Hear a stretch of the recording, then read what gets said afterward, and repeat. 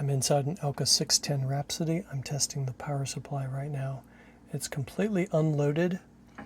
Now this power supply has 3 outputs. It has a 9 volt for a volume pedal that uses a light and a photoresistor to change the resistance by moving a cover in front of the light.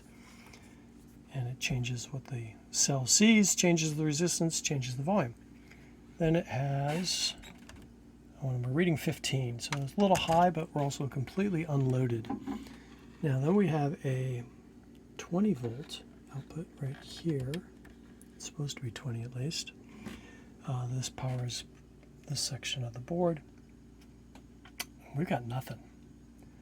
So that's not good. We can fix nothing though. Nothing's easy to fix.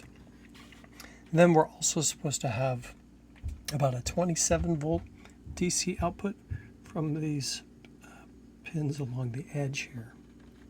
Any one of them, because they're all connected. And I got nothing. So let's do a couple other checks. See what I actually have coming into the board. Okay. So right here, these are AC coming in, so we switch to AC. And it doesn't matter what I do or how these are hooked up really, because it's AC.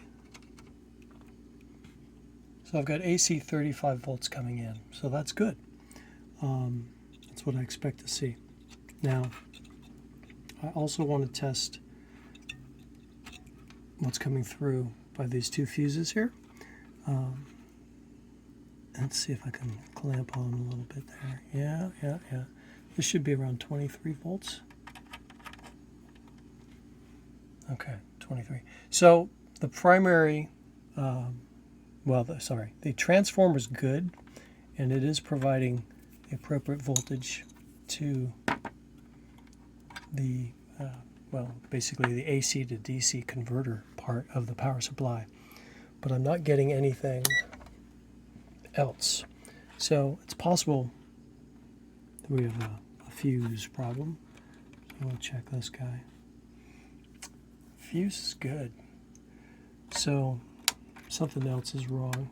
I'm not surprised. I didn't expect this to work, frankly. This is totally cool.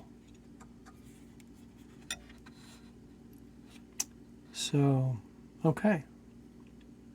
AC-DC power supply board, no good.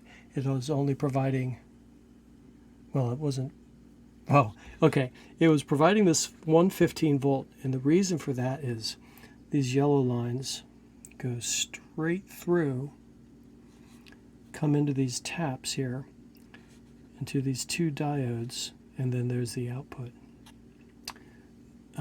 That actually is a full wave rectifier, because this transformer is center tapped for the 23 volt AC output.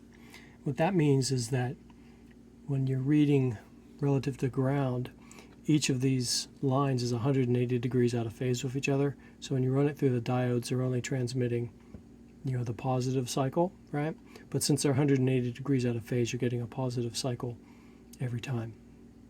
Every cycle the other one flips positive, and the first one goes negative, and the net result is you get steady voltage coming out of it. So I'm not surprised that part works.